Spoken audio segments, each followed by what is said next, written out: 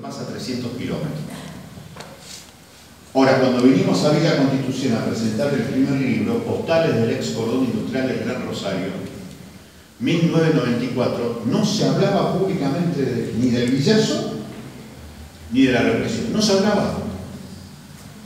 Eso fue muy conmovedor, encontrar a sobrevivientes de lo que había sido Villa Constitución y agradecerte que vos venías de afuera con muchísimos errores desde el periodismo, pero venías contando las historias que venían de los diarios, de los testimonios e incluso de algún que otro asesino que había hablado.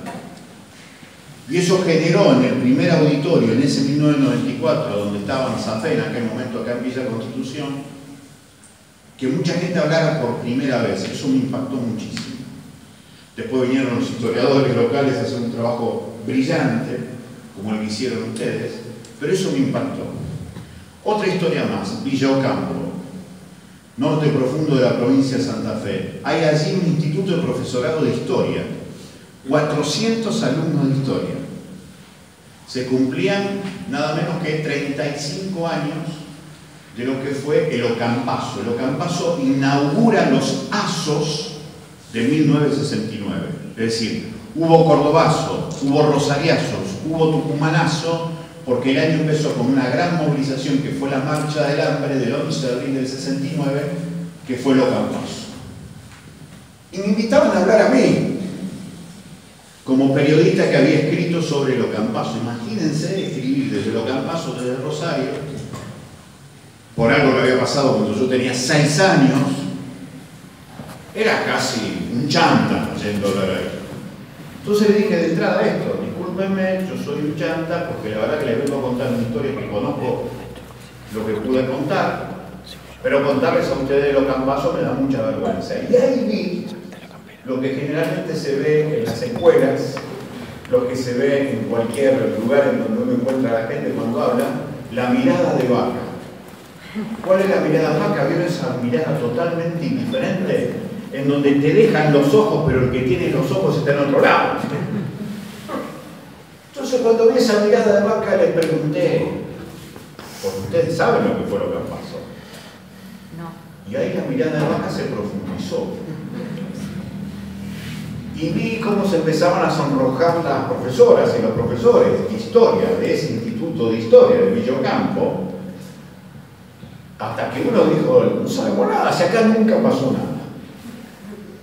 Villa Ocampo, recordando el aniversario número 35 del Ocampazo, tenía en sus estudiantes de historia la prueba más categórica y contundente que no conocía su historia cercana. Y fue mucho más impactante porque por así levanta la mano un hombre de más de 70 años y que dice: yo me llamo Romualdo Carlos Caballero. Quiero contarle que yo fui el abanderado del Ocampazo. Yo estuve junto a Raimundo Ongaro y al padre Jacuzzi caminando en la marcha del hambre del 69. Y entonces yo le pido permiso a los oyentes, a las audiencias que estaban allí, y les digo: muchachos, seguramente ustedes habrán escuchado 1000 veces esta historia del abanderado del Ocampazo, que me lo cuentan porque yo no la conozco. Y el tipo lo primero que dice: no, esta es la primera vez que lo cuento públicamente. ¿Qué significa esa postal? ¿Por qué cuento esta postal? Porque eso significa el más fuerte sometimiento pedagógico que nos hacen para desvincularnos de lo cercano. Para decir, acá no pasó nunca nada, por lo tanto, ¿qué te puede interesar de acá? Y si vos no defendés el lugar en donde vivís, es muy fácil que hagan lo que quieran en el lugar donde vivís. Nunca vas a defender aquello que no querés. Nunca vas a defender aquello que no conoces. Cuando no conoces aquello donde vivís, no lo conoces, no lo querés y no lo defendés. Hay una fenomenal pedagogía del poder en eso.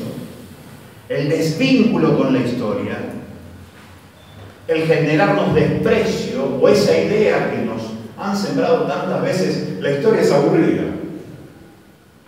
O te daban la historia de forma aburrida. ¿Por qué era eso? Porque había una pedagogía de desvincularte del lugar de donde venís. Porque cuando, insisto, vos no querés algo, muy difícil lo defendés. Por eso es tan importante la historia de lo cercano y lo regional. Por eso es tan importante estos encuentros. Porque nos dan una dimensión humana y además de función social y política que tenga lo que hacemos. Pensemos lo que pensemos, seamos de izquierda, de derecha o de centro. Hablar de lo propio hace que se quiera lo propio. Cuando vos no hablas de lo propio y hablas siempre de lo lejano, en lo cercano te hace cualquier cosa porque no te calienta, porque no te produce interés. Hay una milimétrica preparación de lo que significa la pedagogía del desprecio por lo propio y por lo cercano. Nos pasa cuando, por ejemplo, Marianela escribe la historia de las madres de la Plaza 25 de Mayo de Rosario, que nosotros siempre decimos en la presentación, en Rosario conocen más los nombres de las madres de la Plaza de Mayo de Buenos Aires que de Rosario. Porque hay un fenomenal desprecio, y ahí sí hay complicidad del periodismo, o por lo menos de parte del periodismo, que nunca explicaba las historias de esas madres que estaban rondando así en la Plaza 25 de Mayo. Hay un gran desprecio por eso.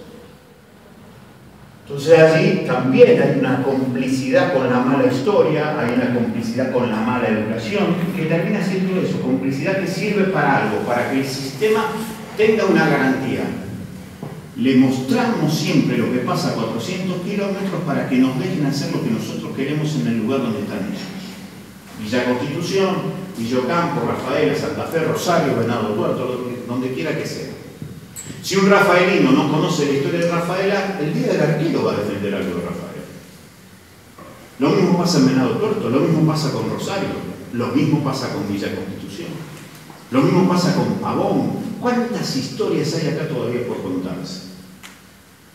La otra cuestión que hemos aprendido, hemos tenido la suerte de declarar por lo menos 12 veces en las causas de delito de lesa humanidad, a través de la construcción que hicimos desde el periodismo de un relato histórico, sin querer tener ninguna pretensión de historiadores, pero terminás haciendo una construcción.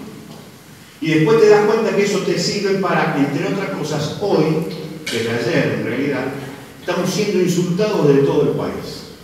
No es lindo, les digo. Ustedes hablan del Twitter y van a ver del frade defensor de terroristas. Bueno, me lo han dicho toda la vida, pero que te lo digan cada 15 segundos en el Twitter no es lindo. ¿Por qué? Porque la historia sigue viva. Nosotros hemos hecho la investigación sobre un asesinato que fue la piedra angular de la justificación del apoyo de la clase media a la dictadura, el caso Larrabure.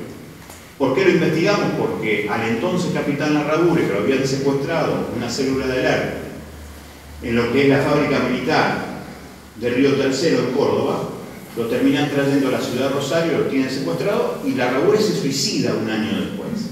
Cuando encontraron el cadáver de Larrabure, el suicidio es lo que está en el expediente, pero sale a decir el ejército que Larrabure había sido torturado, asesinado salvajemente. El diario La Nación lo toma como bandera y empieza a hablar de la necesidad de aniquilar a esta banda de forajidos que forman parte de las organizaciones armadas. Es la gran piedra angular de la justificación del terrorismo de Estado como expresión de esa represión a esas bandas asesinas que son capaces de hacer lo que le hicieron a Larrabure. Cuando se cumplieron 30 años del asesinato, nosotros publicamos la investigación. Dimos con 2 sobrevivientes de los que habían cuidado a Larrabure y dimos con el expediente. La semana pasada, la legislatura de la provincia de Santa Fe, a este hecho que cumple en este año 43 años, no sé si forma parte de la historia reciente, pero claramente de la historia reciente, cuando expresamos nuestro repudio al intento de reabrir eso, porque de esa manera se reactiva la idea de la teoría de los 2 demonios, nosotros hablamos en la legislatura, le contamos esto que le estamos contando a ustedes, resultado de la investigación periodística. A partir de ese momento, la lluvia de tweets, desde el hijo de Larrabure a todos los grupos más rancios y más vinculados a la derecha en la Argentina, nos vienen insultando cada 15 segundos. ¿Qué muestra eso? En primer lugar, la historia no es cuestión del pasado. La historia puede hacer mención al pasado, pero esa mención del pasado tiene repercusión en el presente. Primera idea. La historia nunca termina hablando del pasado, tiene relación directa con el presente, cuestiona el presente de alguna manera cuando vos traes un hecho del pasado porque lo traes desde el presente. El historiador jamás trabaja desde el pasado, trabaja desde el presente. Me voy para atrás por tal razón y me interesa mostrar ese hecho por esta razón del presente en el cual yo quiero investigar. Segundo hecho, que tiene que ver con esta fuerza que tiene la historia en el presente permanentemente. Ayer fue liberado el ex jefe de la policía de la provincia de Santa Fe, Hugo Tonioli, que estaba acusado de encubrimiento de una banda narco en el sur de la provincia de Santa Fe, la banda de Ascaín, Totola Orozco y Muiguens. Es un hecho del año 2009. El fallo se conoce ahora, 9 años después. Ahora, las consecuencias políticas son tremendas. El ex gobernador Antonio Bonfatti sale a decir que esto lo que demuestra fue una operación del kirchnerismo para ensuciar el socialismo. Una vez más que vemos una historia absolutamente reciente en este caso que se utiliza políticamente para la comunicación ahora, para darle sentido a la política en el presente. Una vez más, la prueba concreta de que la historia no muere está en estos hechos. No hay nada que la historia no pueda decir, no pueda acercar en relación con el presente que estamos viviendo. Reforma de la Constitución de la provincia de Santa Fe, otro de los temas. ¿Qué se discute? El espíritu del año 62, hoy en el 2018. Son 56 años de historia que vuelven a explotar en el presente. ¿Cómo se pensaba la educación? ¿Qué se decía del medio ambiente? ¿Qué lugar tenía la educación privada? ¿Qué lugar tenía la justicia? ¿Qué lugar tenía la seguridad? ¿Por qué se pensaba como se pensaba la justicia, con jueces eternos que son más capaces al ser eternos de garantizar impunidad que de generar justicia? ¿Por qué se pensaba de esa manera? Otra vez, el 62 metido en el 2018. Entonces, ¿qué vemos acá? El carácter impostor del pasado. El pasado es un gran actor. Se presenta como diciendo, yo ya fui. Mentira. Ese pasado está abierto en el presente de alguna manera. Y está abierto, nos parece a nosotros, con dos vínculos concretos. Proyectos inconclusos. Muchas veces nosotros hablamos de sueños colectivos inconclusos. Por ejemplo, la Argentina. Ver en el trono a la noble igualdad. Ningún rey, ninguna reina. La igualdad. El gran sueño colectivo de la Argentina. La igualdad. Sueño colectivo inconcluso. O pesadillas impunes. Caso Larraure. El desarrollo del narcotráfico. La justicia que necesita de la historia pero nunca la explica. Lo vemos en la justicia federal y en la justicia provincial. Se investigan los monos entre el 2013 y el 2015. ¿Cómo se desarrolló los monos? ¿Cómo creció? No lo dice la justicia. Están 5 años investigando pero no lo dicen. Justicia Federal, el caso Tonioli, que investiga en 2009 2 llamados telefónicos. Y están con un tipo detenido, al cual largan 5 años y 2 meses después, y en un proceso que dura 9 meses. No se investiga la historia, la justicia no lo quiere, no quiere meterse con la historia, porque la historia tiene una seducción irresistible, va a provocar algo en el presente, va a decir nombres y apellidos que son responsables de impunidades y nombres de apellidos de víctimas de esas impunidades. Entonces me parece que este maridaje de periodismo e historia tiene que ver también con lo que significa haciendo la educación. ¿Para qué hacemos historia? ¿Para qué hacemos periodismo? ¿Para qué hacemos educar? ¿Para qué educamos? ¿Hacemos historia para nosotros solamente? ¿Para el espejo, la familia y los amigos? ¿O hacemos historia para que nuestro pueblo haga algo con eso? ¿Educamos de acuerdo a lo que nos enseñaron? ¿No educamos de tal manera que la conciencia del pibe tenga sentimiento de belleza, pensamiento crítico, libertad y transformación? ¿Hacemos periodismo simplemente para pedir permiso para informar de lo que se puede porque no sea cosa que se enoje el patrón del medio?